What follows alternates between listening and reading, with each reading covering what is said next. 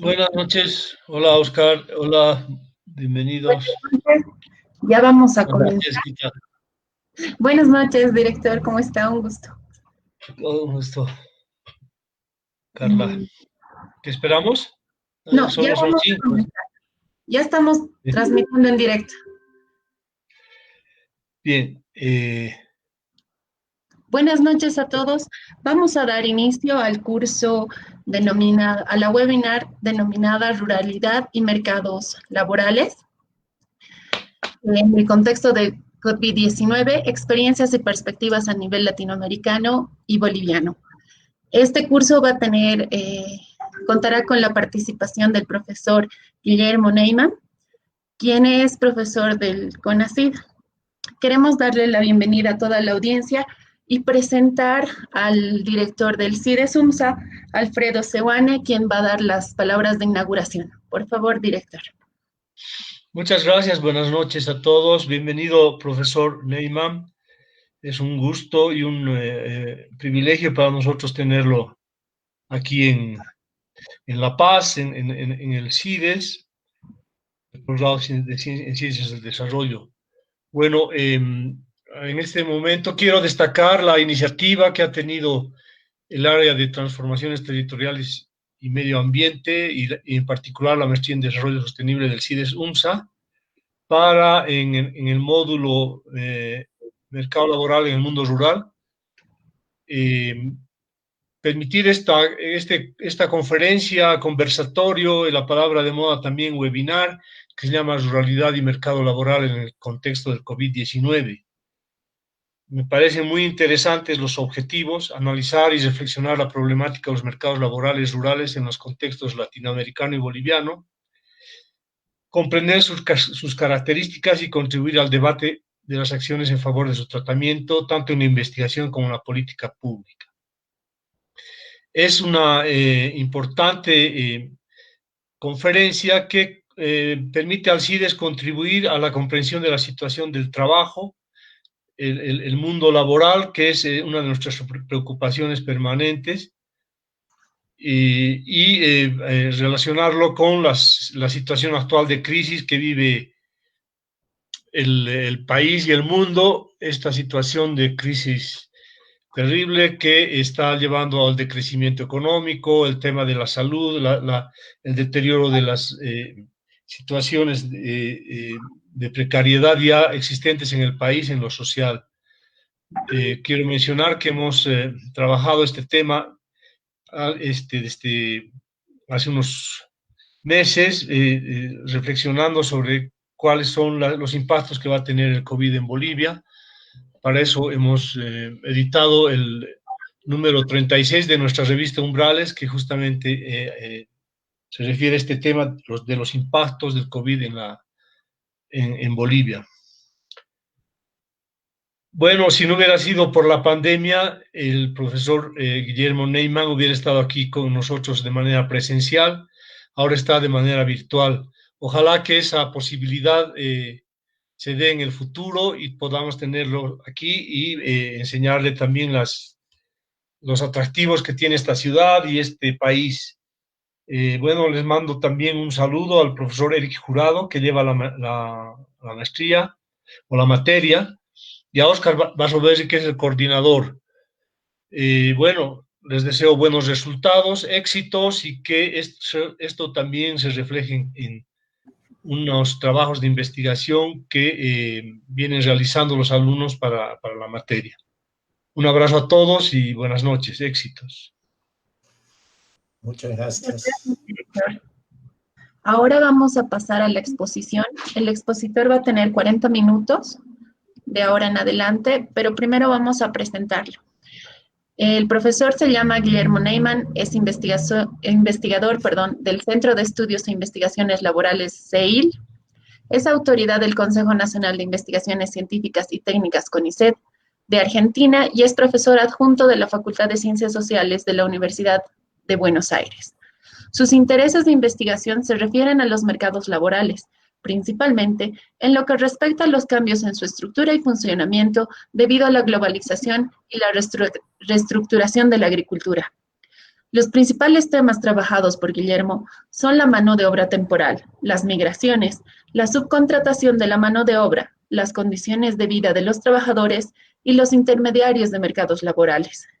Entre sus publicaciones se encuentran Reestructuración agraria y cambios en la demanda de fuerza de trabajo en Argentina de 2007 en la revista de Estudios Agrarios.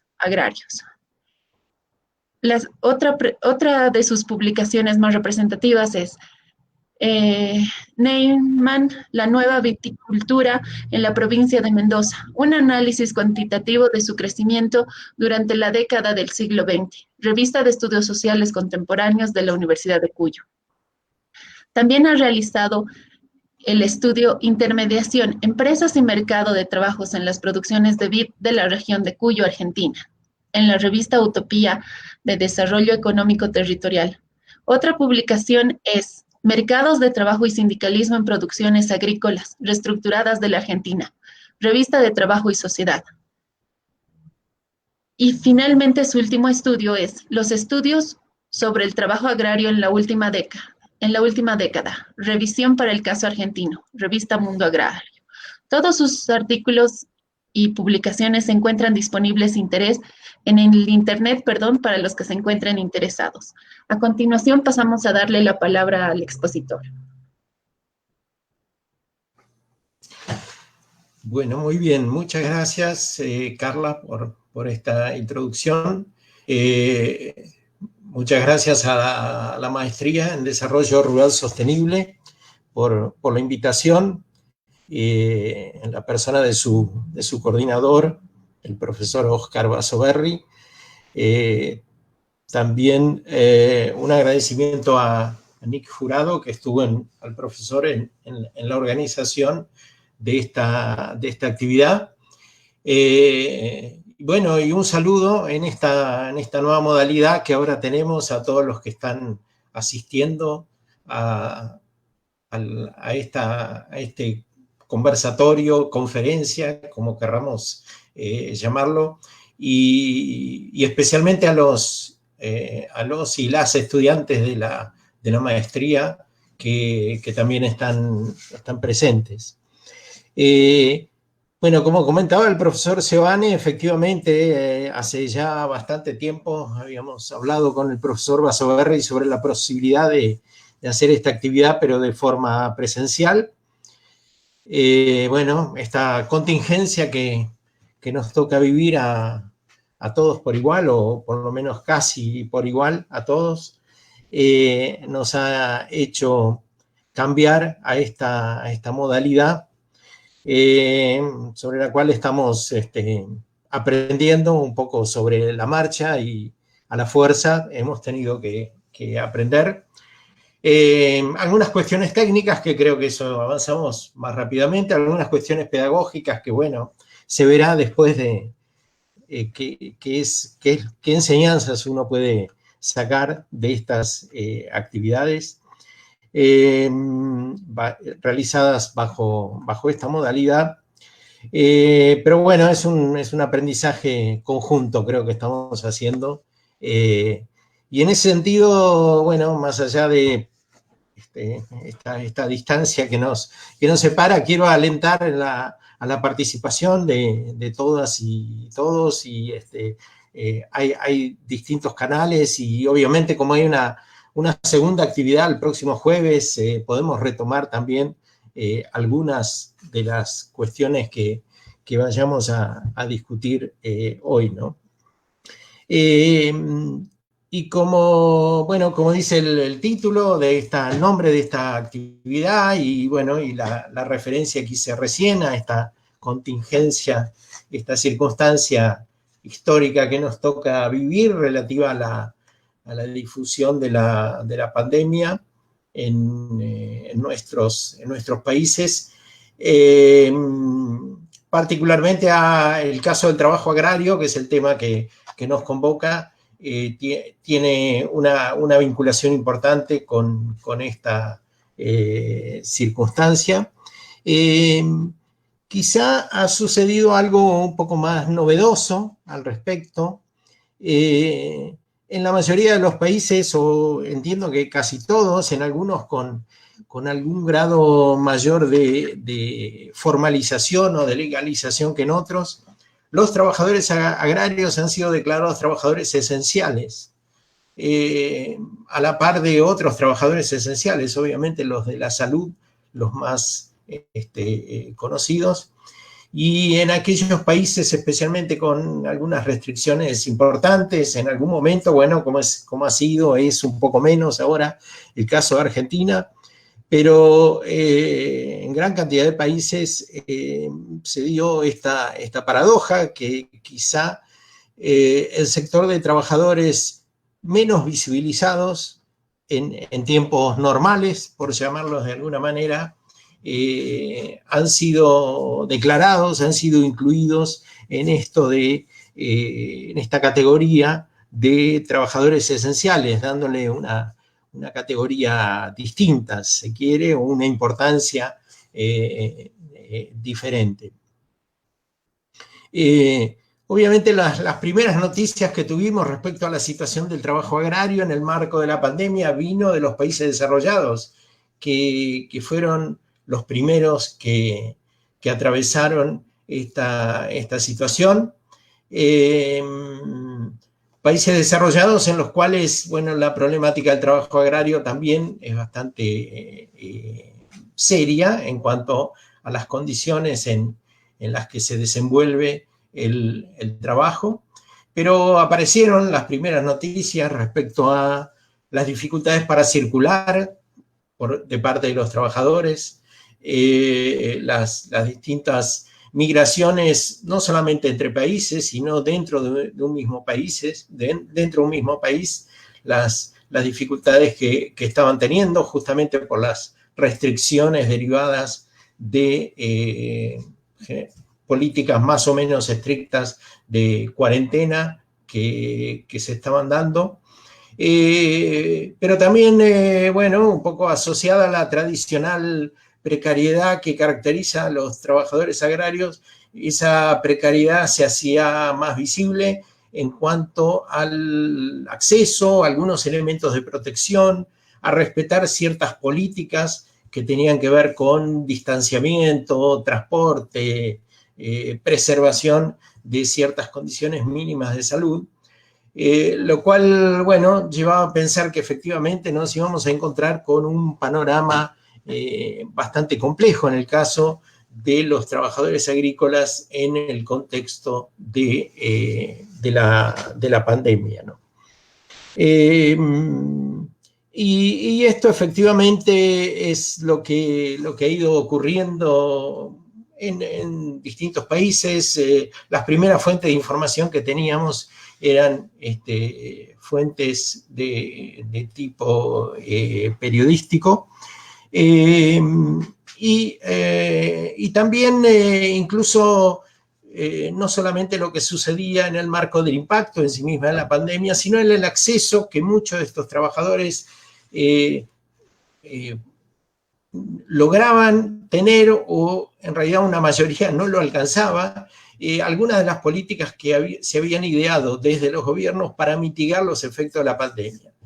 Lo primero que se interpretó al respecto es que justamente la situación de informalidad, precariedad que caracteriza buena parte del trabajo agrario en casi todos los países del mundo, no solamente iba a generar un impacto importante sobre los trabajadores en sí mismos, sino también sobre las posibilidades de estos trabajadores de acceder y en todo caso beneficiarse de algunas de las políticas que se estaban gestando en muchos países relativas justamente a mitigar los efectos de la pandemia.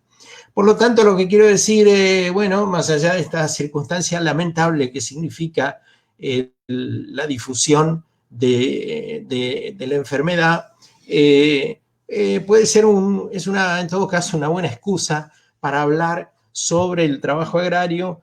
Por esto que decía en un comienzo, uno de los efectos del COVID fue visibilizar mucho más a los trabajadores y trabajadoras de la agricultura, justamente por declararlos trabajadores esenciales. Y en segundo lugar, bueno, por mostrar, a partir de esta mayor visibilización, mostrar cuál era su situación, cómo funcionaban los mercados de trabajo agrícolas, ¿no? Hay muchas, recorriendo a veces los diarios aparecen algunas anécdotas relativo a esta suerte de contradicción entre el carácter esencial y el carácter precario de los trabajadores. Digo, por mencionar algún diario como ese, el New York Times reflejó en unas entrevistas que realizó a migrantes ilegales mexicanos en el estado de California, que por primera vez esos migrantes, más allá de su ilegalidad, podían circular por el país a partir de una autoridad que le daba a su empleador. Entonces, cuando se le preguntaba, bueno, pero ¿y cómo considera, cómo va a ser su situación después? Bueno, no, una vez que termina la pandemia, vuelvo a mi situación de ilegalidad. Lo único que tengo ahora es que efectivamente tengo una autorización oficial para poder circular y poder trabajar. Entonces, una característica, por decirlo de alguna manera, ha sido esta especie de contradicción, digamos, entre la situación correspondiente a lo que es la normalidad de estos trabajadores y de la agricultura, y lo que derivó particularmente a partir de la incidencia de la pandemia, ¿no? Pero bueno, más allá de esto, y de nuevo, esto es lo que nos convoca, es por qué pensar y hablar sobre el trabajo agrario. En primer lugar, yo diría que desde hace varias décadas, y que posiblemente como voy a comentar un poquito después, lo podríamos situar en el marco de ciertas transformaciones importantes que se fueron dando en la agricultura, la cuestión del trabajo agrario y particularmente del trabajo asalariado, de los asalariados y asalariadas en la agricultura, comenzó a cobrar relevancia. Yo diría, en primer lugar, en función de ciertos cambios que se estaban dando en los modos de producir de la agricultura y cómo eso se relacionaba con los modos de trabajar, cómo se organizaba el trabajo, cómo se reclutaba y se contrataba a los trabajadores, qué tipos de trabajadores aparecían, ¿no?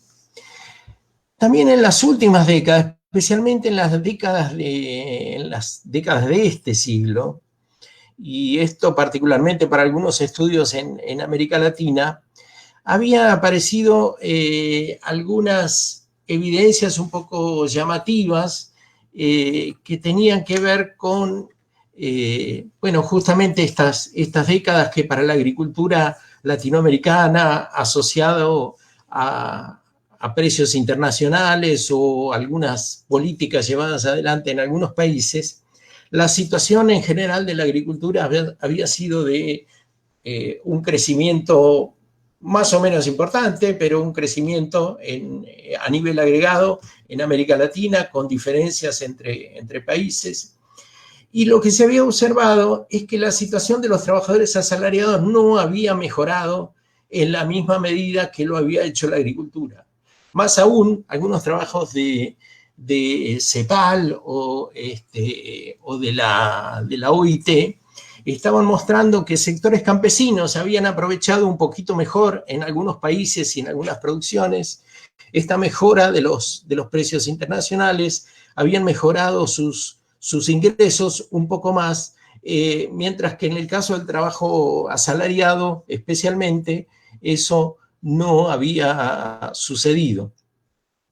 Entonces, lo que parecía un poco como llamativo y por lo tanto interesante de analizar las razones de eso era por qué se había dado esta mejora en una cantidad de indicadores relativos a la agricultura, indicadores, si queremos, duros, productividad, innovaciones tecnológicas de distinto tipo, y por qué eso no se había reflejado en la situación de los trabajadores. Bueno, eso marcó de alguna manera una línea de interés por retomar y el estudio y el análisis de lo que pasaba específicamente con el trabajo en la agricultura, y posiblemente no de la manera que se había hecho antes. Si tuviera que sintetizarlo, buena parte de los enfoques predominantes sobre el trabajo en la agricultura sostenían más bien el carácter atípico del trabajo en la agricultura comparado con el de la industria o de otras ramas de actividad. A veces, bueno, caracterizado en su totalidad como trabajo informal o bastante alejado, en todo caso, de cualquiera de las reglas de formalidad más o menos difundidas en otras ramas de actividad.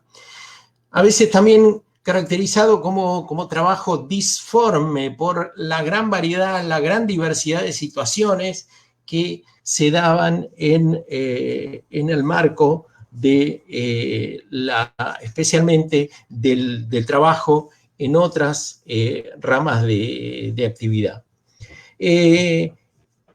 Esto formó parte, esta manera de mirarlo formó parte de una agenda durante mucho tiempo. Es una agenda fundamentalmente que lo que hacía era asociar las características del trabajo agrícola o evaluar las características del trabajo en la agricultura pura y exclusivamente a partir de las características de la agricultura como actividad productiva. Algunas características muy conocidas por tratarse, bueno, de una actividad de base biológica, muy expuesta a riesgos a veces difíciles de controlar, climáticos, etcétera, etcétera. Una actividad donde su medio de producción más importante, la tierra, tenía características muy distintas, dependiendo de su, especialmente en lo que hacía su fertilidad natural, en lo que hacía también a su ubicación, respecto especialmente, por ejemplo, a la localización respecto a los mercados. Una actividad que justamente en buena medida asociado a esta base biológica tenía a lo largo de un ciclo productivo, podía tener, o mejor dicho, tenía, diríamos casi naturalmente, variaciones importantes en lo que respectaba a la demanda de trabajo, ¿no? La literatura clásica lo identificó mucho como la diferencia entre tiempo de producción y tiempo de trabajo, ¿no? La agricultura es una actividad que tiene un tiempo de producción muy prolongado, hay que respetar el ciclo, y tiene tiempos de trabajo muy concentrados. Bueno, fundamentalmente eso es lo que da origen a una característica muy importante que tiene el trabajo en la agricultura, que es el carácter temporario del mismo. O sea que la demanda no es estable a lo largo del año. Tenemos, por lo tanto, importantes concentraciones de población o de requerimiento de trabajadores y trabajadoras en ciertos periodos del año. Y eso lleva a la aparición de cierto tipo de trabajadores que van a caracterizar a la agricultura como actividad, sin duda, diferenciándola en algunos aspectos de las otras actividades, donde, como decía recién, justamente el carácter temporario de la inserción laboral de los trabajadores en la agricultura iba a ser una característica, en todo caso, dominante. Así como la inserción era temporaria, también, bueno, los periodos de ocupación eran variables, son variables a lo largo del año. Había problemas serios de desocupación que también adquirían ese carácter temporario o estacional. Lo que quiero decir es que hay un conjunto de interpretaciones que van a entrar en crisis y eso va a acompañar el surgimiento de o renovar el interés por el trabajo agrario a partir de poner en discusión esta serie de aspectos, hasta cierto punto, en algún momento hasta naturalizados, digamos, que diría, el trabajo en la agricultura tiene que ver con las características de la agricultura, pura y exclusivamente, y empezar a pensar una agenda distinta, que en principio entienda que la agricultura se estaba transformando, que estaba siendo cada vez menos, si queremos, autónoma, y quizá como autosuficiente, siguiendo quizá con algunos resabios de cómo se analizaban las economías campesinas. Entonces, pensando en una agricultura mucho más integrada a los mercados, pensando en una agricultura incluso, bueno, más globalizada en los mercados, no solamente a nivel nacional, sino a nivel internacional.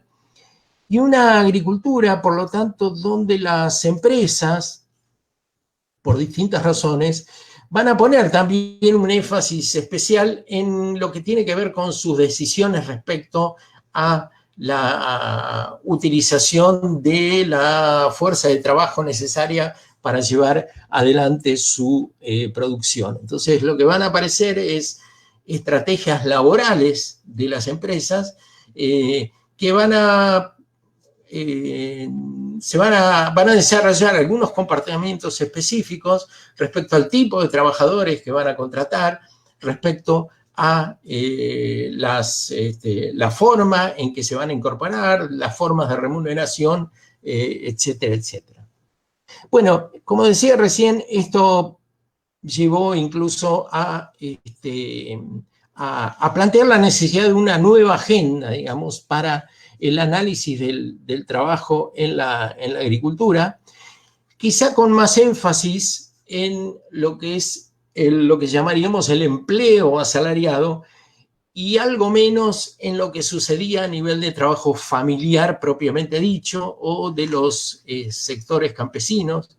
Si bien rápidamente se vio la necesidad de unir justamente y no pensar aisladamente estos sectores, justamente porque la realidad a veces muestra justamente que hay una interacción mayor y de hecho sujetos que podemos ubicar en un momento en una condición, después lo podemos ubicar en otra condición, ¿no?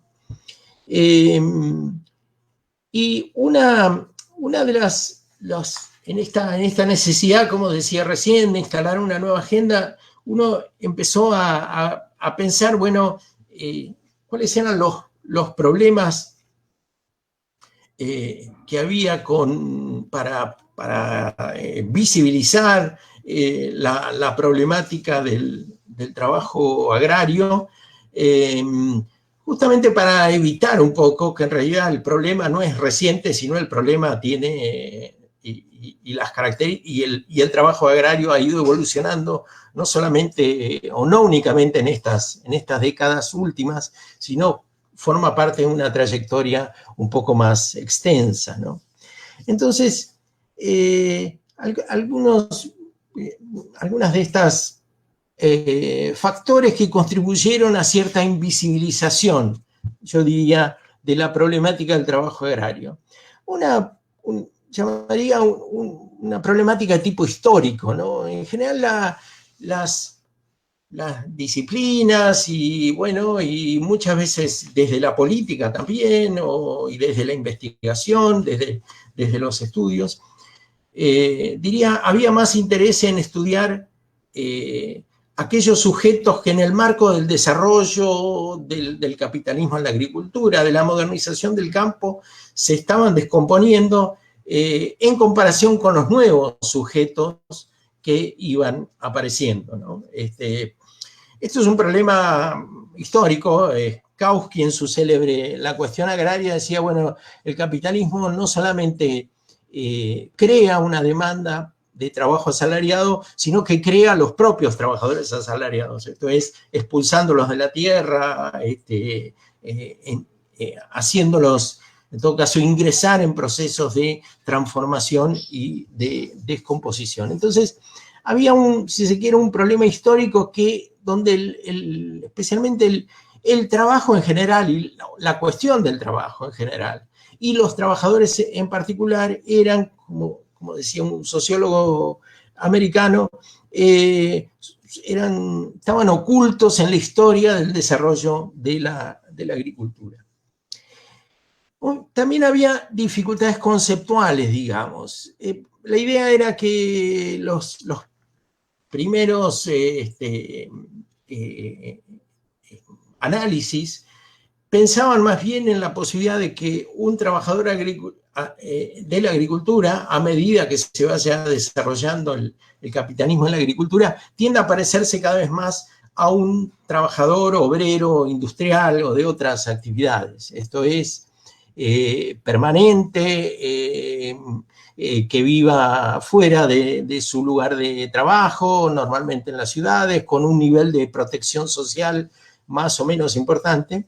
Y lo que fue mostrando la evolución del trabajo en la agricultura, diría que fue prácticamente lo contrario, ¿no? En realidad, lo que muestra la evolución es que el trabajo permanente en la agricultura no solamente que es minoritario, sino que en términos proporcionales tiende a serlo cada vez más, y hay un crecimiento mucho más importante del trabajo permanente, del trabajo temporario o estacional, pero también hay una cantidad de combinaciones que uno puede encontrar en esta diversidad de situaciones del trabajo en el campo.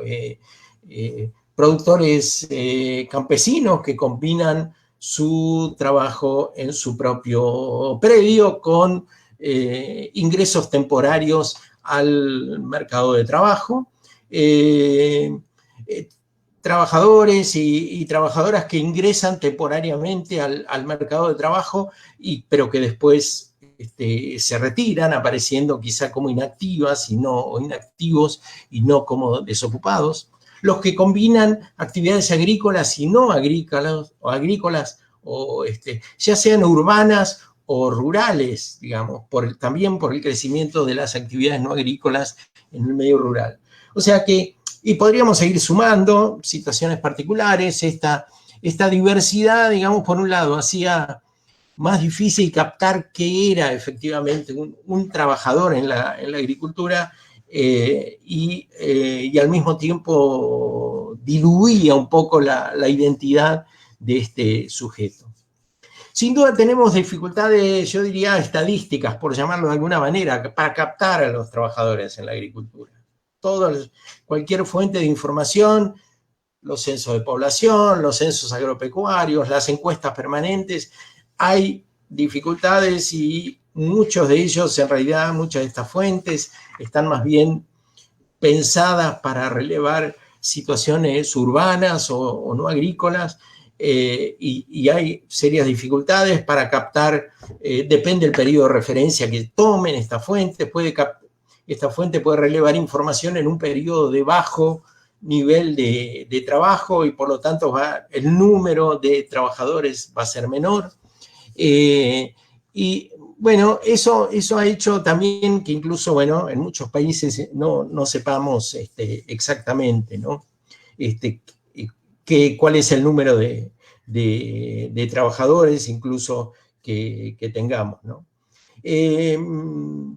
Bueno, también obviamente las características del medio rural, yo diría desde el punto de vista de algunas de sus reglas de funcionamiento de orden más político, cultural, han hecho que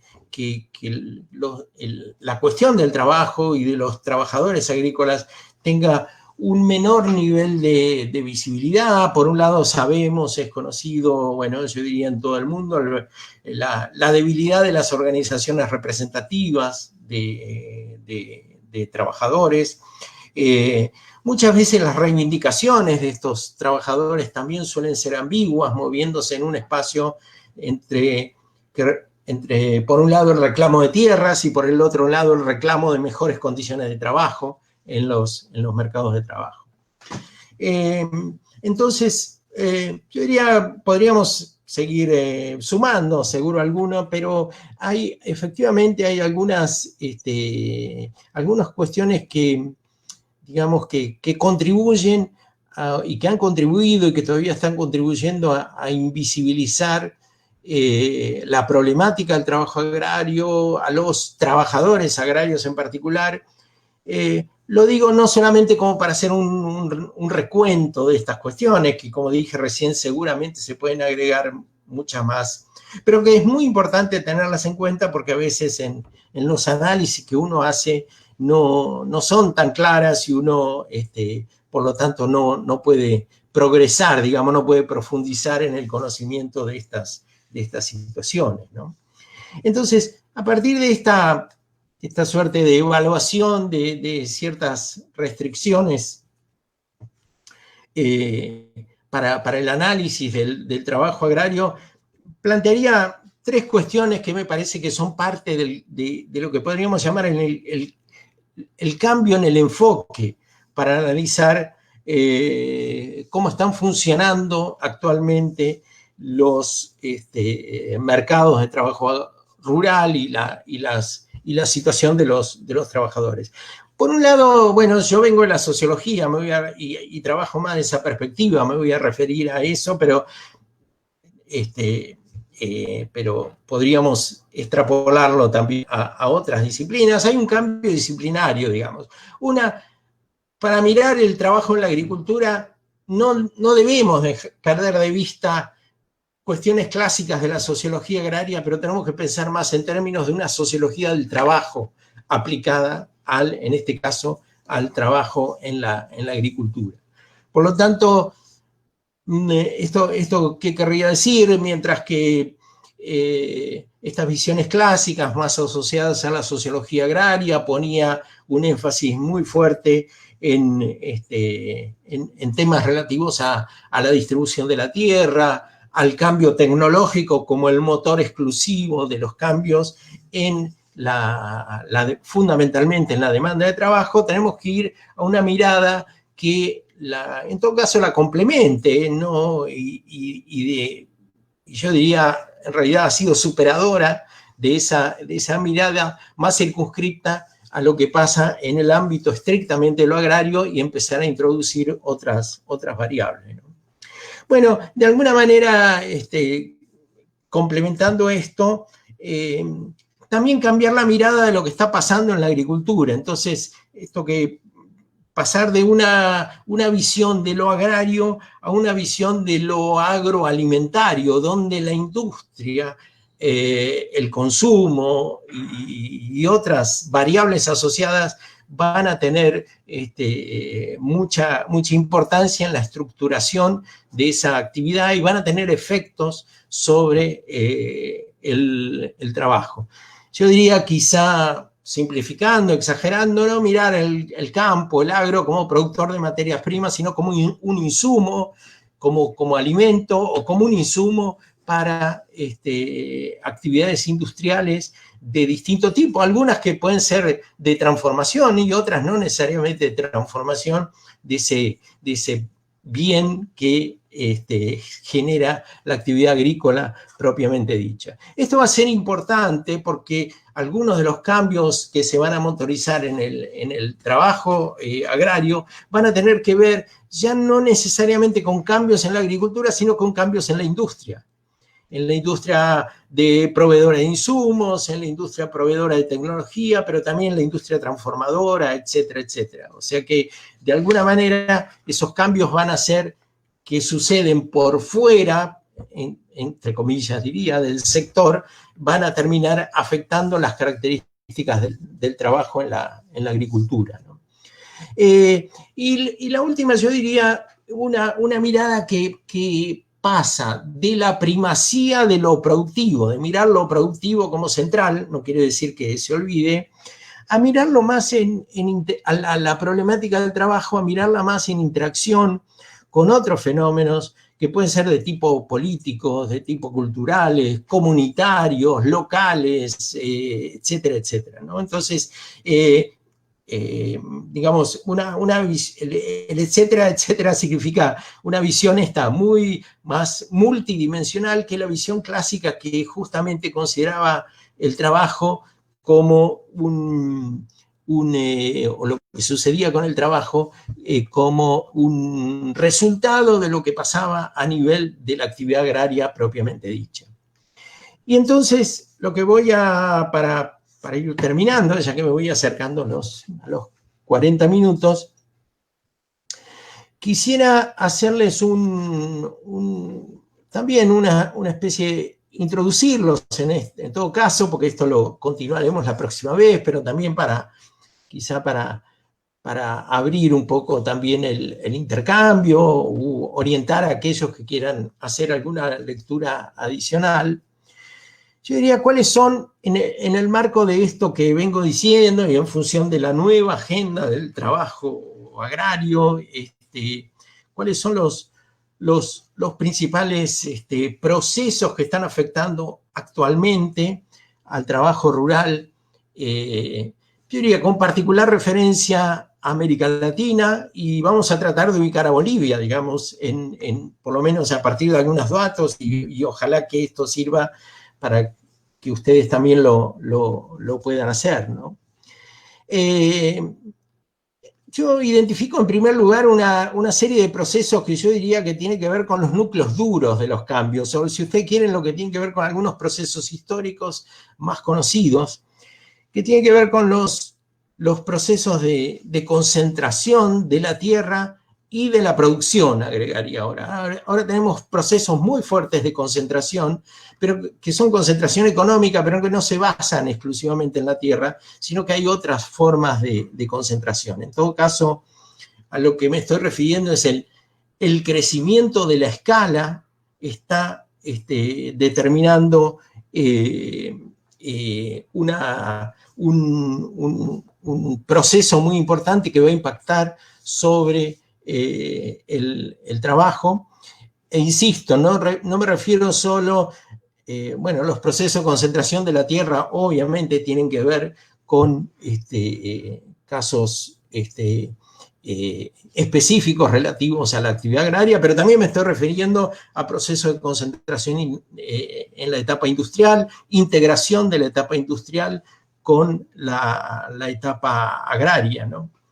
Pero además me estoy refiriendo, el caso argentino, entiendo que puede haber, especialmente para el núcleo geográfico del cultivo de la soja y de otros cereales, el 70% de la producción se lleva a cabo sobre formas de no propiedad de la tierra. Esto quiere decir, son grandes empresas o medianas o distintas formas, fondos de inversión, que en realidad lo que están haciendo es arrendar tierras, generando un modelo mucho más flexible, de alguna manera resolviendo un problema histórico que tiene la actividad, que es la rigidez, digamos, que tiene el capital relativa al acceso a la propiedad de la tierra, ¿no? Estos modelos más flexibles, en alguna medida, permiten entrar y salir con mayor fluidez, digamos, de la actividad, un atractivo para el capital financiero,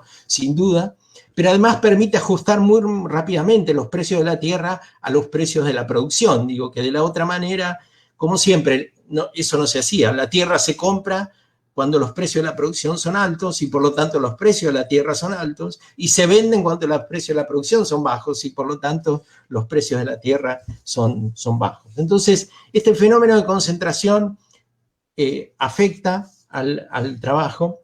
Obviamente los procesos de cambio tecnológico,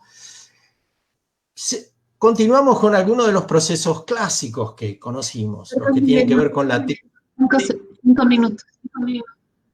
¿Perdón? Perdón, Guillermo, 5 minutos. Sí. Perfecto.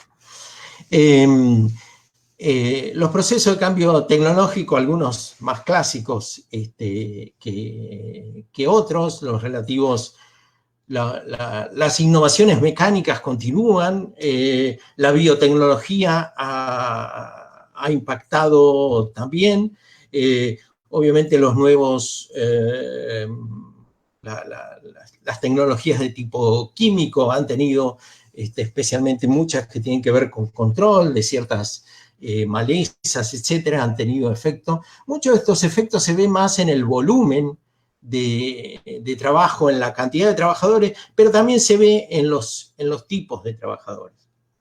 También ha habido otro nivel de cambios en lo que llamamos la estructura o procesos que se dieron a nivel de la estructura del empleo agrícola.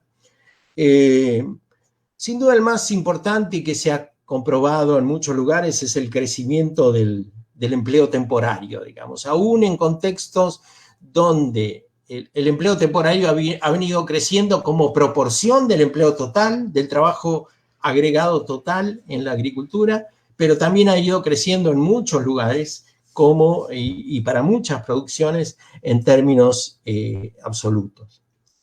Crece la ocupación rural no agrícola, digamos, o sea que ha habido un proceso donde producto de los cambios en la agricultura, en la actividad como tal, hay una demanda de algunos servicios que tienen que ver justamente con estos nuevos modos de producción o cambios productivos, y que puede hacer que las áreas rurales ahora tengan, para América Latina, estamos casi en este momento mitad y mitad a nivel agregado, digamos, la participación de ocupados con residencia rural en tareas agrícolas y no agrícolas, ¿no? Ha habido un fenómeno de alguna manera complementario, que es una tendencia especialmente entre los asalariados agrícolas a localizarse en ciudades, en centros urbanos. Eso por algunos datos muy rápidos que leí de Bolivia, no sería tan frecuente esto, pero es un proceso que atraviesa a buena parte de las agriculturas latinoamericanas. La hipótesis más fuerte es que esto está asociado al crecimiento del trabajo temporario en la agricultura y que estos trabajadores temporarios no pueden satisfacer o no pueden mantenerse ocupados todo el año en las actividades agrícolas. Y lo otro que ha aparecido también en esto que llamé el cambio en la estructura del empleo, el crecimiento en la participación de las mujeres en la población económicamente activa rural y agrícola específicamente. Rural se refiere a, bueno, pueden estar trabajando en actividades agrícolas y no agrícolas, o combinar, o solamente en las no agrícolas. Pero también ha habido, especialmente en actividades agroindustriales, ha habido un crecimiento en la participación de las mujeres. Y por último, yo diría, ha habido alguna incidencia de políticas. Por primera vez han aparecido algunas políticas, primera vez digo, bueno, acá los países, acá en general, en todo hay mucha diversidad en América Latina, países han tenido, experiencias muy distintas. Argentina tiene una tradición, si ustedes quieren, muy extensa en legislación para el trabajo agrario. Todas las leyes son específicas, toda la historia de la legislación laboral en Argentina está concentrada específicamente en darle entidad propia al trabajo agrario, lo cual no quiere decir que, aun cuando haya habido ese volumen de legislación, haya habido una aplicación muy importante. Pero yo quería rescatar dos fenómenos que se dieron en las últimas décadas en muchos países en América Latina Uno es la transferencia de ingresos, las políticas de transferencia condicionada de ingresos. Hay varios estudios de la CEPAL que han mostrado, con distinto nombre, condicionadas, porque estaban condicionadas al cumplimiento, bueno, conocemos de ciertos objetivos educativos o relativos a la salud, etcétera, etcétera. Hay varios estudios de CEPAL, OIT, de nuevo, FAO, que han demostrado un impacto importante en los niveles de ingresos, particularmente de los asalariados. Y dentro de las políticas de empleo, que no ha habido muchas, las políticas de empleo, las de salario mínimo, han tenido un efecto importante. Esto tiene que ver porque la gran mayoría, no lo mencionamos, pero la situación de pobreza es generalizada en los trabajadores agrícolas. La gran mayoría de los ingresos, de las remuneraciones de los trabajadores agrícolas están cerca a los niveles de salario mínimo, que en nuestras sociedades son generalmente los más bajos, y cualquier política que ha intentado mover el nivel de salario mínimo ha tenido, por esa razón, un efecto importante en el trabajo en la agricultura. Esto sería, bueno, el tercero de los aspectos que quería mostrar referido a la incidencia de más bien de algunas incipientes, si se quiere decir, y habría que ver si se sostiene en el tiempo, políticas de empleo que también han hecho, digamos, ha colaborado en la misma dirección, que era en todo caso lo que quería mostrarles, cuáles son un poco ciertos debates, ciertas ideas que circulan respecto al trabajo agrario, ciertos procesos que se dieron en la agricultura propiamente dicha, y algunos que tienen que ver, que están por fuera de la agricultura y que en principio, digamos, contribuyeron a darle una mayor visibilidad al trabajo agrario, y por eso, bueno, resulta de interés ensayar algún tipo de análisis sobre lo que pasa en ese contexto, ¿no? Bueno, muchas gracias. Creo que me pasé unos pocos minutos. Muchas gracias, profe Neyman. Ahora procederemos con los comentarios acerca de la exposición. Y para eso damos la bienvenida al coordinador de la maestría, el profesor Oscar Basover.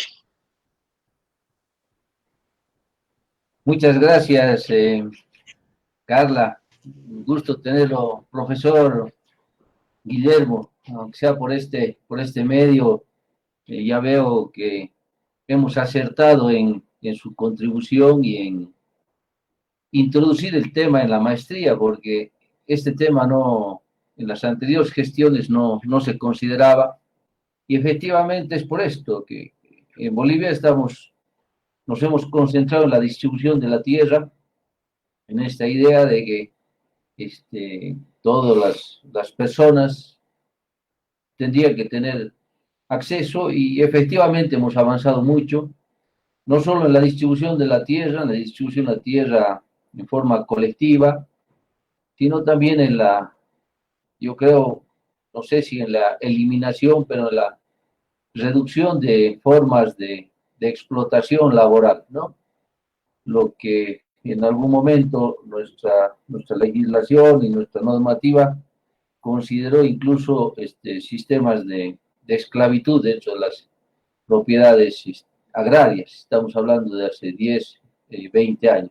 Personas que viven dentro de una propiedad y no tienen acceso a ningún tipo de servicio de educación, salud, y por tanto están vinculados a una propiedad. Esto hoy ha cambiado mucho, nuestra legislación lo prohíbe, incluso es una condicionante de expropiación de la propiedad agraria, este tipo de condiciones laborales. Entonces, efectivamente, nos hemos concentrado en aspectos que tienen que ver con la distribución de la tierra, que tienen que ver con los derechos de los pueblos indígenas, que en nuestro país son muy importantes y muy mayoritarios, y se encuentran en distintos pisos ecológicos. Entonces, introducir la problemática es respondernos algunas preguntas que fueron surgiendo, ¿no es cierto? Como esta que que surgió en la exposición de cómo calificamos a aquellas familias campesinas que complementan sus ingresos con la venta de mano de obra. No solo porque no tengan las capacidades de sostenerse en la finca, sino también porque hoy las condiciones son distintas. Las propias condiciones tecnológicas de una finca campesina, etcétera, ya no ocupan todo el año, ¿no es cierto? Entonces, la vinculación caminera, la movilidad social les permite no solo llegar a otras regiones del país, sino también a la Argentina, a Chile, al Perú, en las épocas de cosecha, y no tenemos investigaciones específicas sobre esto, algunas incursiones de algunos investigadores, pero sí valdría la pena hacer una aproximación. Y yo diría también así, salir de esa idea de que todo trabajo es una forma de explotación, ¿no? Es decir, a veces el trabajo en ciertas condiciones es una oportunidad para las personas, y lo que vemos en nuestro país es que en muchas situaciones la gente de las ciudades se desplaza también al campo para trabajar por jornales que pueden durar desde unos cuantos días a unas cuantas semanas, y no necesariamente a grandes fincas, sino también a propiedades campesinas, o incluso a trabajar al partido u otras formas en tierras colectivas que son propiedades indígenas, ¿no? Entonces hay un complejo muy grande que no sabemos clasificar, y ahora se nos ha aclarado muy bien esta dificultad, incluso estadística, que no logra coger la realidad, y quizás ahí cada uno de nuestros países o cada uno de los territorios, departamentos, zonas ecológicas, etcétera, tendrá que construir sus propias formas, sus propios métodos para representar la realidad y por tanto incursionar sobre ella. Otro tema que llama nuestra atención, porque claro, el caso Bolivia es un caso digamos, de expulsor de mano de obra no calificada, ¿no? Es que esta incursión de las grandes empresas, la soya, la ganadería industrial y todo esto, muchas veces se desplaza de otros países, de la Argentina, de Brasil, también con asalariados especializados, vamos a decir, que desplazan la mano de obra local. Entonces, quienes manejan los tractores, quienes conocen de esta tecnología, vienen con las empresas, y a veces la población que ve como una oportunidad para incorporarse como asalariados a las explotaciones agrícolas, por supuesto no logran hacerlo. El caso más típico de es el Paraguay, con los brasiguayos y todas estas formas de incursión de asalariados y de desplazamiento de la población local. No es que no haya trabajo, sino los trabajadores más especializados vienen de otra parte, y eso es algo que está ocurriendo también en el país. Entonces hay muchas preguntas que queremos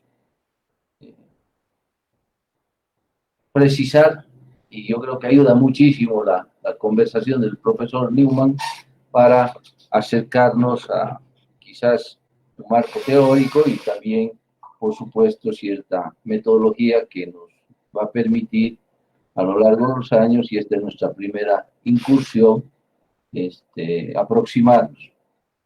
Un segundo tema que nos llama la atención y estamos discutiendo ahora, profesor, es esto de la Declaración de las Naciones Unidas sobre los Derechos de los Campesinos y otras personas que trabajan en zonas rurales, una declaración del 2018. Claro, nosotros notamos que la declaración anterior de los pueblos indígenas fue ampliamente consensuada en Naciones Unidas, ¿no es cierto? Porque al final estaban decidiendo una declaración para países como los nuestros, que todavía tenemos población indígena. Entonces Europa, etcétera, no se hizo mayor conflicto y todos aprobaron con beneplácito, y después pusieron recursos, una serie de incluso políticas globales para atender las demandas de los pueblos indígenas.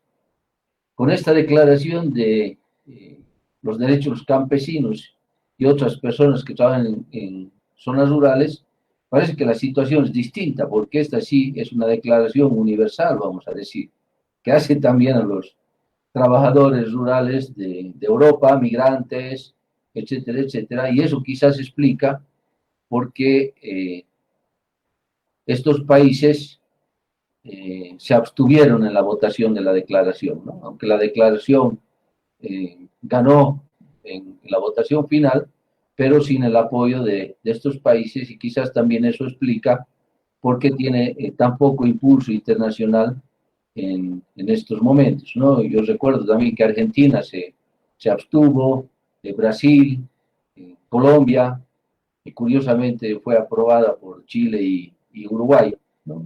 Que digamos parecería concurrir en este bloque.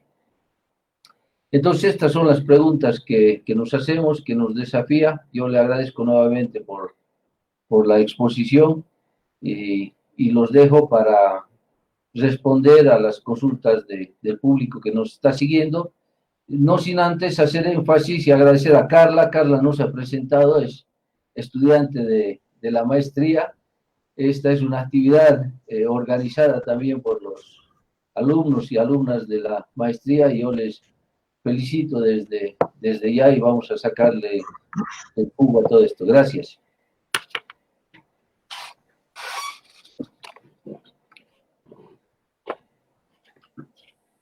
Muchas gracias a todos por asistir. Ahora pasaremos a la ronda de preguntas. Hemos centralizado las siguientes preguntas, profesor. No sé si por favor, para que las tome en cuenta.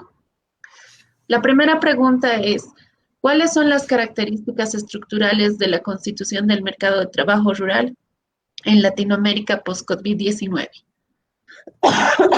Perdón.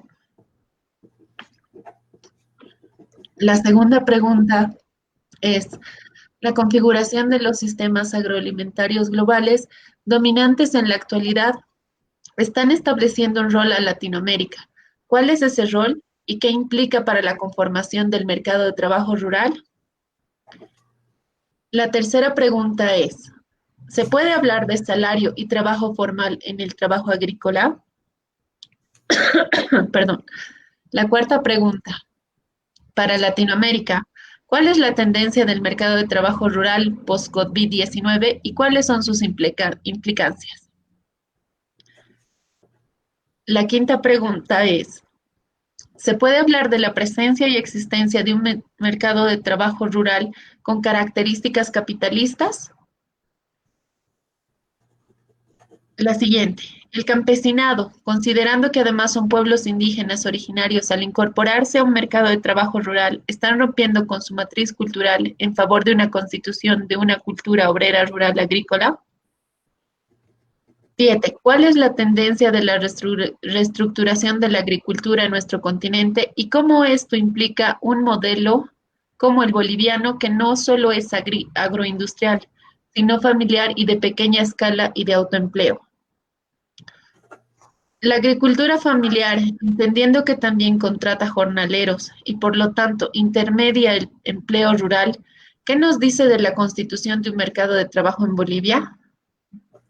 Y finalmente, las acciones y medidas de desarrollo rural, como programas de promoción de sectores familiares, comunitarios y pueblos indígenas, quedarán insuficientes ante la concentración de grandes masas de obreros rurales en ciertos países que generen la movilidad física de la población rural en la región. Ese es el total de preguntas, profe. Bien. Bueno, muy interesantes todas. No sé cuánto tiempo tenemos,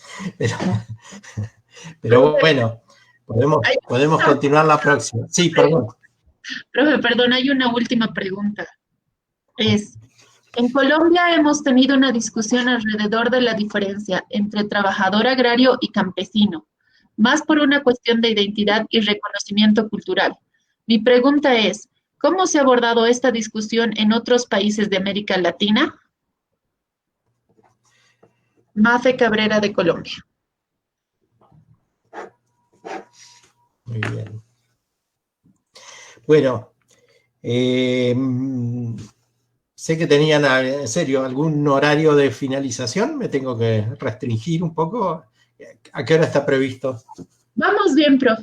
Tenemos Muy bien, tiempo. perfecto.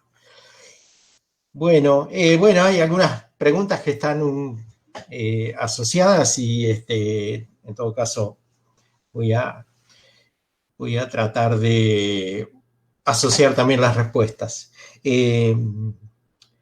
Voy a comenzar por el tema COVID, quizá el más actual en algún sentido.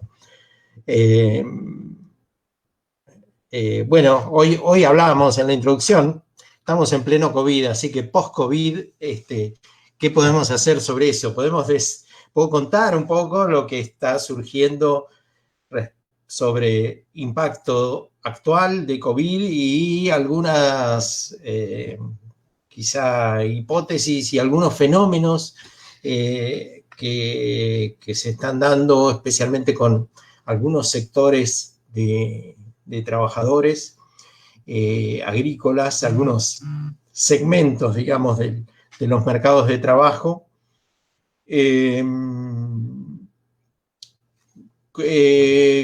También en este caso, como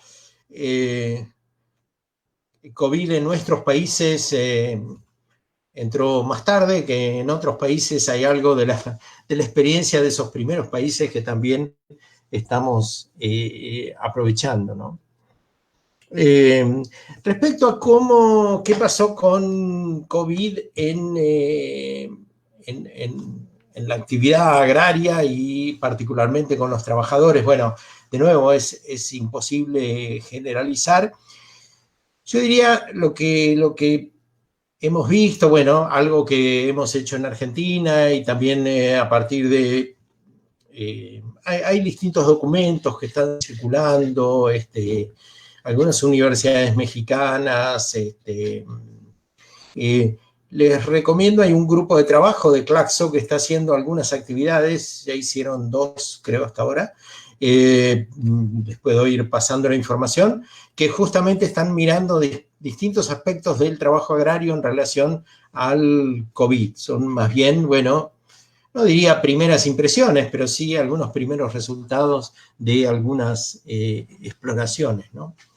Bueno, en primer lugar, en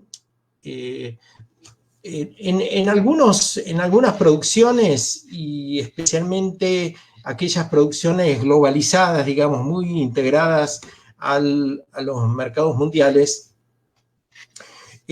las empresas reaccionaron muy rápidamente para elaborar protocolos de trabajo en el marco del COVID-19. ¿Esto qué quiere decir? Bueno, generar una serie de recomendaciones, de reglamentaciones respecto a algunos aspectos básicos sobre el trabajo agrario, como relativos al aislamiento de los trabajadores, relativos al transporte de los trabajadores, sobre elementos de protección frente al COVID, etcétera, etcétera. En realidad lo que se vio que eran protocolos justamente porque fueron motorizados desde las propias empresas.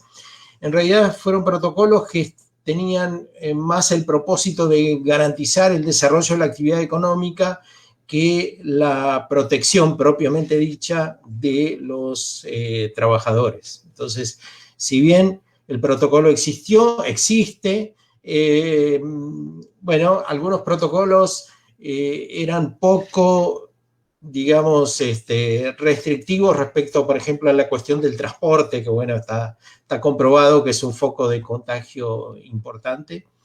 Y algunos otros elementos que se incorporaban a esos protocolos, en general eran un poco más flexibles que los que se veían en otras actividades, y creo que tenían que ver fundamentalmente con un interés económico más que un control efectivo de la enfermedad. En general, respecto al otro aspecto, que eran los elementos de protección, digamos, para los trabajadores, se observa que hay bastante difusión, pero también al mismo tiempo se observa un cierto relajamiento, digamos, con el correr del tiempo de todas esas medidas de protección. Y esto tiene que ver porque, bueno, también como algo que tiene que ver en general con todas las posibilidades de inspeccionar o supervisar las condiciones de trabajo en épocas normales, la supervisión del cumplimiento de los protocolos es muy débil para el caso del trabajo agrícola. Entonces eso ha explicado en alguna medida esta suerte de relajamiento sobre el cumplimiento, digamos, de cierta normativa, ¿no?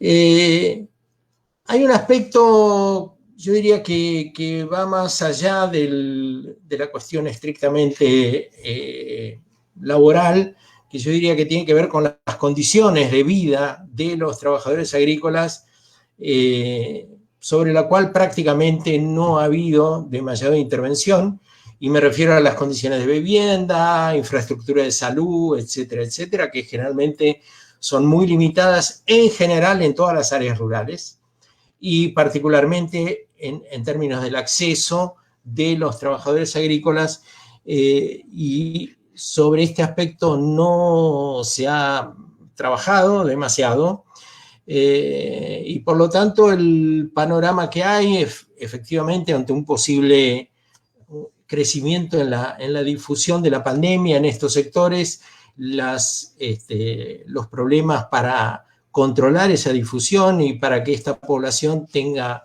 acceso a los servicios de salud, de infraestructura, se espera efectivamente que sea muy limitada y por lo tanto las consecuencias sean efectivamente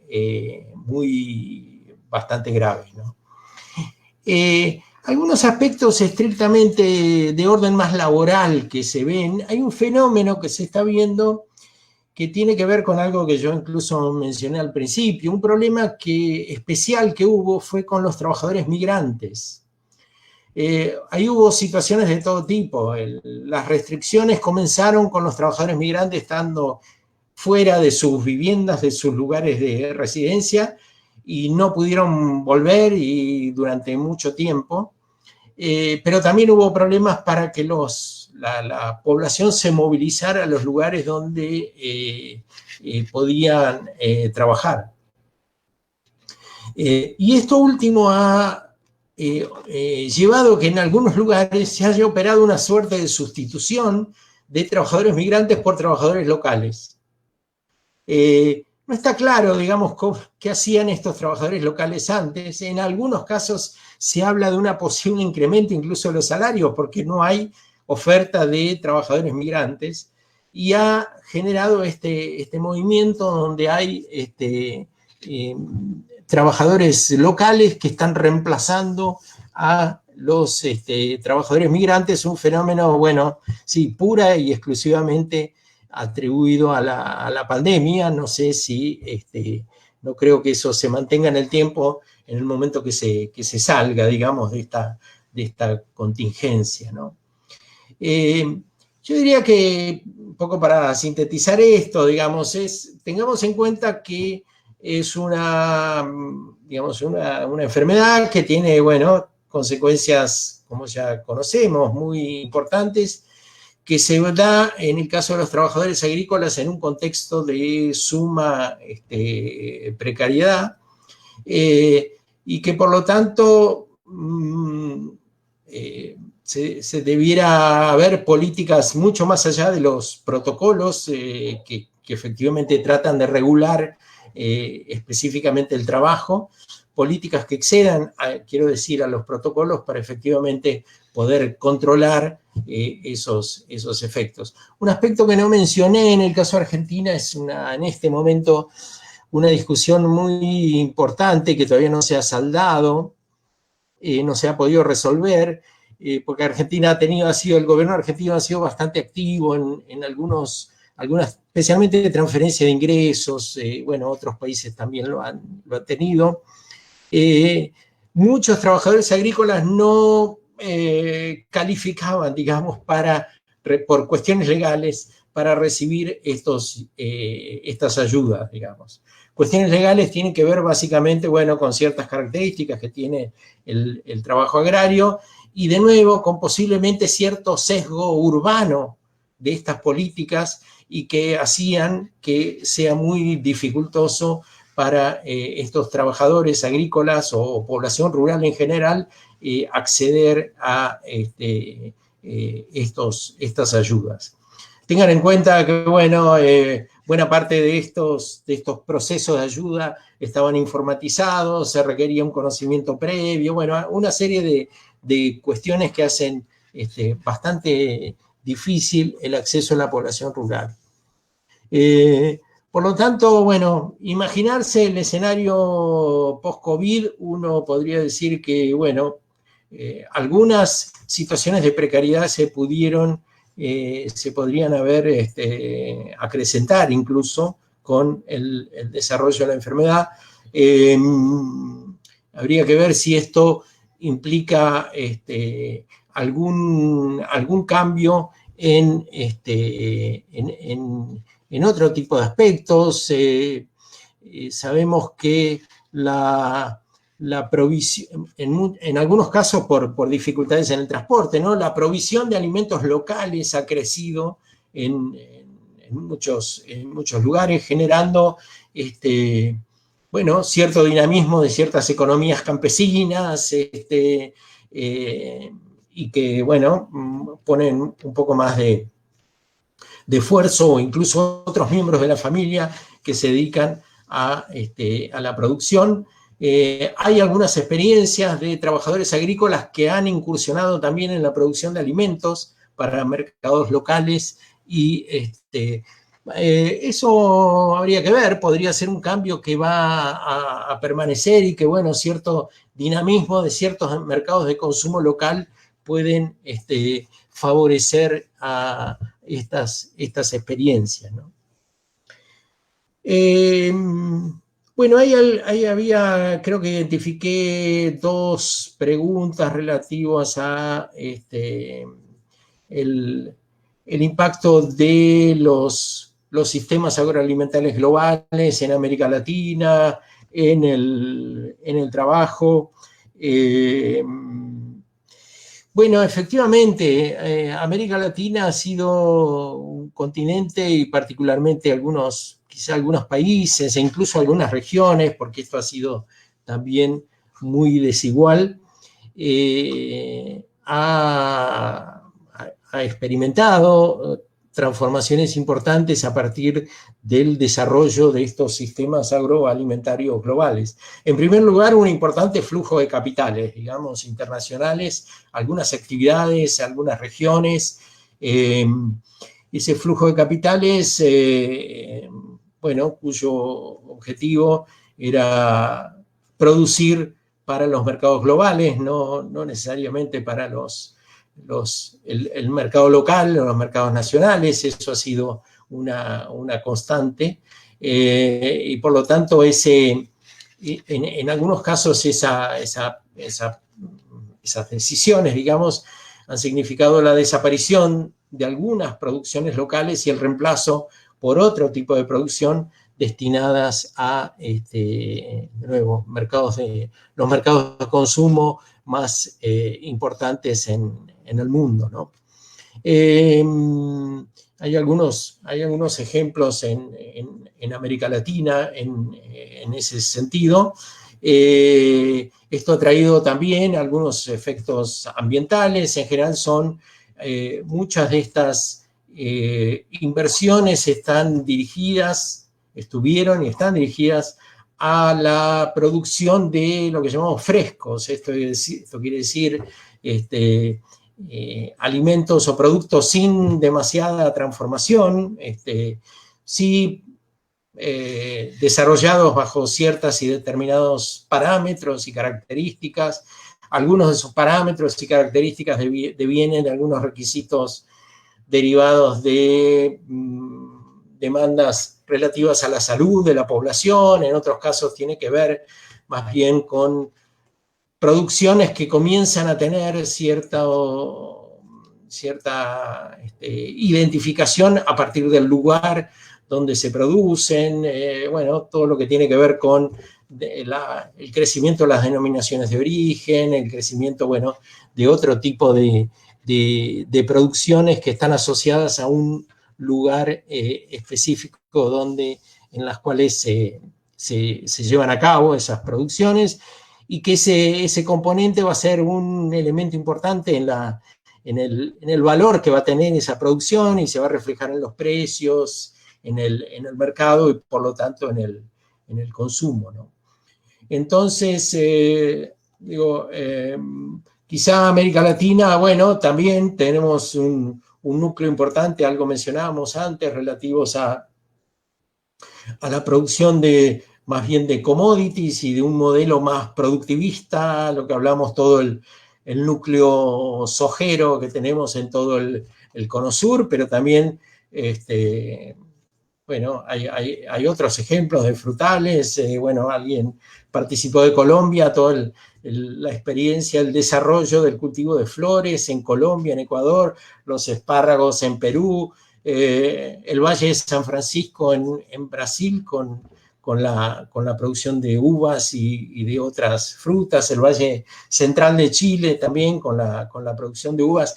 La producción de frescos ha tenido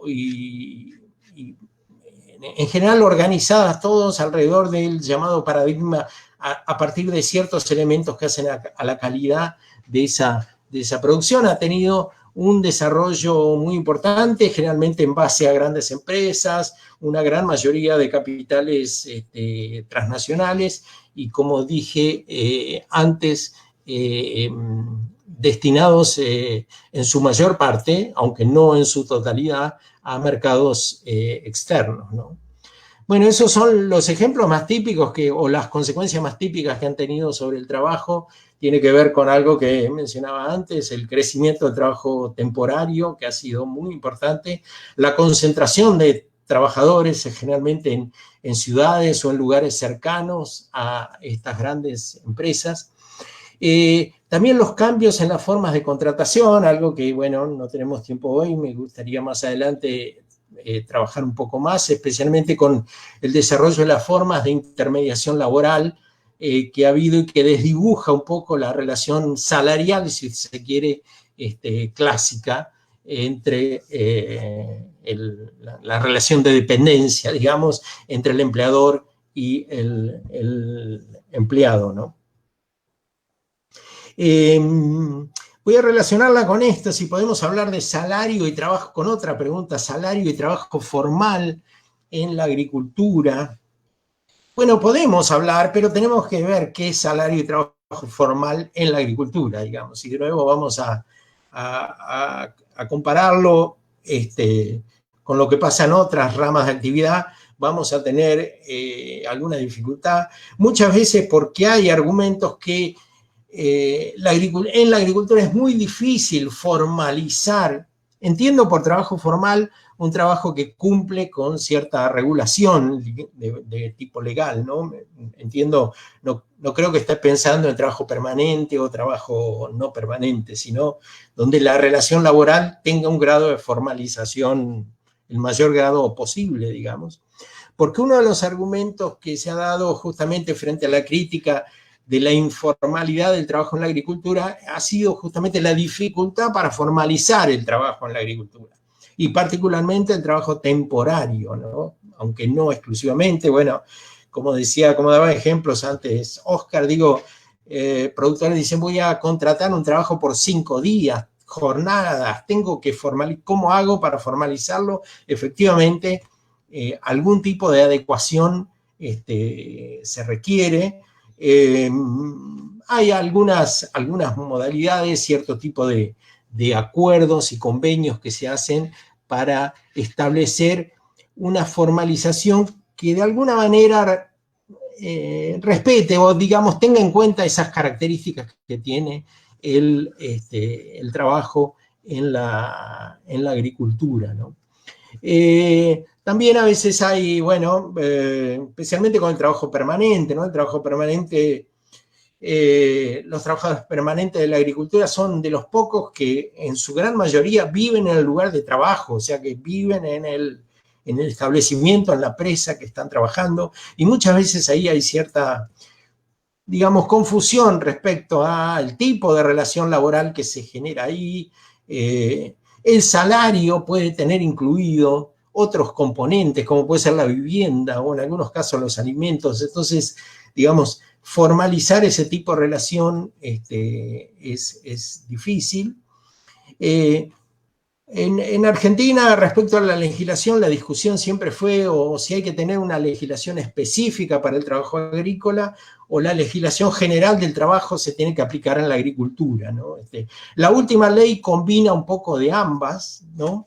Pero de alguna manera lo que está por detrás, si la formalización del trabajo en la agricultura requiere de una regulación específica por las características que tiene el trabajo, o si puede ser considerado como un trabajo en cualquier rama de actividad. Yo diría que la última legislación en Argentina, esto es un poco un híbrido, y lo que dice, tenemos que equiparar los derechos de los trabajadores de la agricultura al de un trabajador de cualquier rama de actividad, pero posiblemente esa equiparación de derechos, de protección del trabajador, tiene que tener algunas características particulares por las características que tiene el trabajo en la agricultura. Solamente para dar un ejemplo, un trabajador de la agricultura en Argentina, según la ley de trabajo agrario, se jubila, se retira unos años antes que la que corresponde al resto de los trabajadores, porque se considera que, bueno, estos trabajadores continúan, hacen trabajos manuales, que tienen algún desgaste físico más importante, etcétera, etcétera. Entonces, vuelvo un poquito al comienzo. Se puede hablar de salario y trabajo formal, pero tener en cuenta ciertas particularidades es importante, porque si no, bueno, puede suceder eso, que las dificultades para formalizar sean tan grandes que no se termine dando eso, ¿no?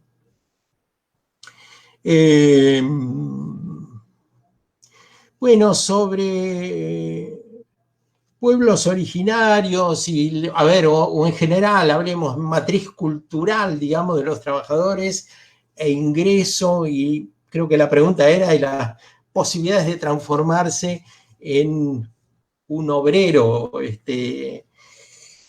Bueno, es un tema interesante, que justamente yo diría que es un hallazgo, por decirlo de alguna manera, o algo que se trabaja mucho actualmente en la sociología del trabajo, en la agricultura, que sería lo siguiente, digamos, cómo, digamos, hay como un movimiento desde dos lugares, ¿no?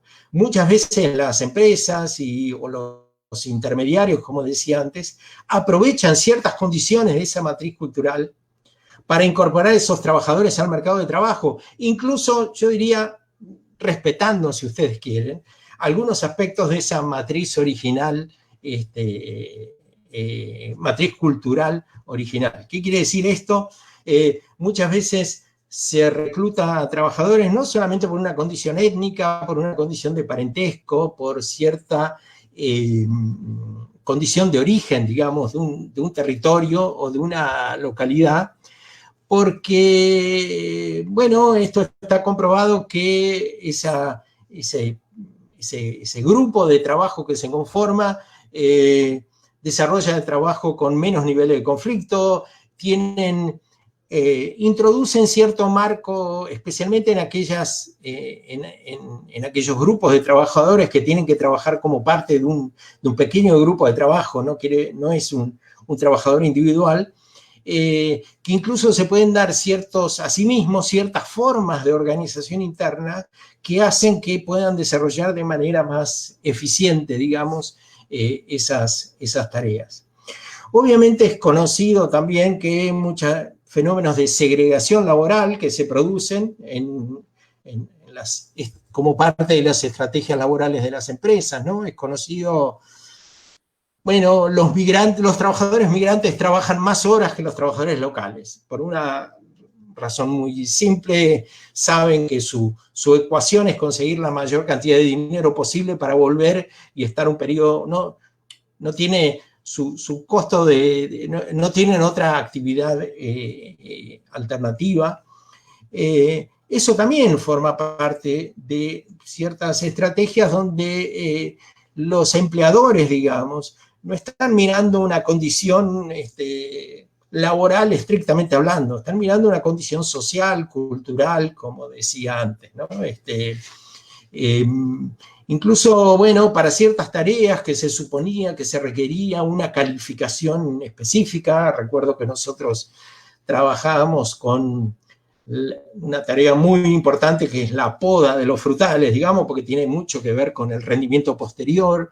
Y bueno, el discurso era que, bueno, no se conseguían trabajadores que tenían esa calificación, esa competencia, ese conocimiento de esa tarea, y en realidad era que la diferencia salarial era muy grande, entonces terminaban contratando trabajadores sin esa competencia y, bueno, de alguna manera hacían una capacitación interna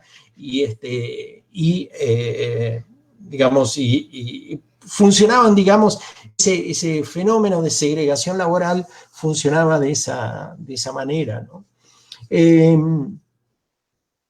Bueno, a ver, ahí hay mucha, no solamente en el agro, digo, uno puede ver en muchas otras actividades también, grupos pertenecientes a pueblos originarios, o bueno, como dije antes, grupos étnicos de distinto origen, que, bueno, que muchas veces generan un nivel y una organización en su sociabilidad que tiene que ver también como una forma de resistencia frente a el impacto que puede tener su inserción laboral y una manera de ejercer, si ustedes quieren, cierto nivel de protección, ¿no? Por lo tanto, bueno, es muy difícil esta idea de cómo ciertos grupos diferenciados, si se van a integrar o no se van a integrar. Hay que muchas veces tener presente que esa condición de un determinado grupo puede ser reforzada justamente como una forma de, en este caso, de inserción laboral de esos grupos, ¿no? Y en todo caso vamos a ver cierta forma de reproducción de esa condición, aun cuando tenga un nivel de integración muy fuerte en el trabajo, ¿no?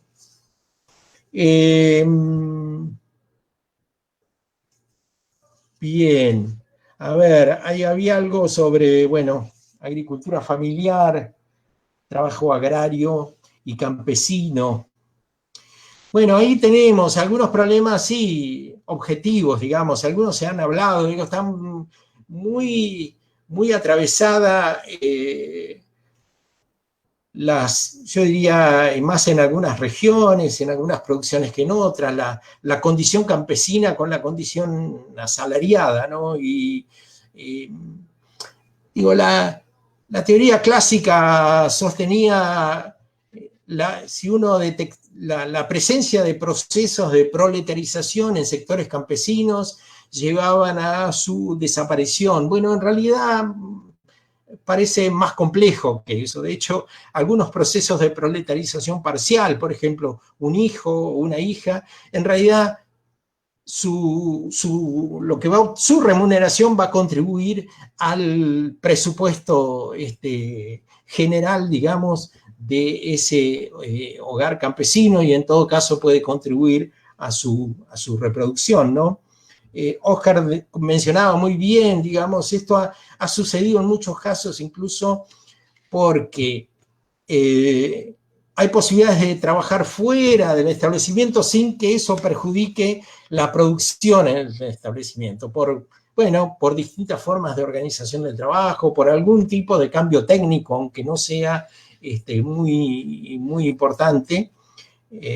Yo creo que la idea clásica de transformación de un campesino en un asalariado y la tendencia a la descomposición del sector campesino estaba asociada a la idea de que el trabajo extrapredial de estos sujetos significaba un perjuicio para el trabajo en la explotación, digamos. Y eso es lo que, bueno, habría que discutir y analizar un poco más.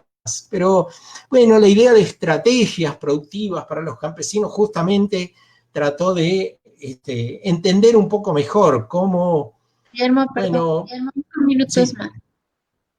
bien, cómo, bueno, su situación continúa siendo crítica, pero no desaparece, cómo durante ciertos periodos pueden aumentar sus niveles de consumo y en otros bajarlos. Digo, hay algunos, uno pensaría, bueno, todos estos procesos relativos al desarrollo de los sistemas agroalimentarios globales, muchas veces no los ve en el impacto que tienen a nivel local, pero algún tipo de impacto tienen, ¿no? Y obviamente después está, bueno, en esta discusión entre trabajador agrario y campesino, cuestiones relativas a la identidad, digamos, y que eso a veces son más complejas en general. Hoy por hoy pareciera que la identidad campesina, y si uno mira, bueno, también lo que se mencionaba antes sobre la declaración de los derechos campesinos, hay una revalorización muy fuerte de la identidad campesina. Bueno, podemos discutir hasta dónde es una categoría objetiva, es una categoría política, cómo eso, pero evidentemente, sin duda, está en juego estas cuestiones relativas a estas diferencias, digamos, entre trabajador agrario y campesino, ¿no? Bueno, yo dejaría, creo que, no sé, posiblemente el 85% respondí. En todo caso, dejamos algo para la próxima. O bueno, no sé, si tienen previsto otras preguntas. Muy bien, gracias. Esas serían las preguntas, porque ya hemos llegado al tiempo límite. Queremos agradecer a los participantes. Hemos tenido una asistencia aproximada de 70 participantes y muchas gracias, profesor, por haberse dado este tiempo para compartir con nosotros toda su experiencia y todo su conocimiento, sobre todo, ¿no? En este tema que, como el profe Oscar decía, está cobrando más importancia cada día. Queremos invitarlos a todos los compañeros, tanto de las redes internas del CIDES y a los compañeros que han participado por el vía Face, para la siguiente exposición, que va a ser el día 10 de septiembre, que la tenemos prevista, sería la segunda jornada de exposición del profe Guillermo Neyman. Y también queremos disculparnos con ustedes por no haber podido dar más espacio a las preguntas, pero todas estas 2 jornadas que vamos a trabajar, que hemos trabajado el día de hoy y que vamos a trabajar el día 10, el día jueves, van a ser publicadas en una memoria, así que las vamos a contemplar también ahí, todas las preguntas que hemos podido juntarlas, unirlas en ese documento. Queremos agradecer una vez más a los expositores, al profe Oscar por su tiempo igual como comentarista y a todos los que han participado, ¿no?, de este curso. Muchas gracias a todos ustedes. Muy bien. Hasta la próxima. Gracias, gracias. Gracias. Gracias.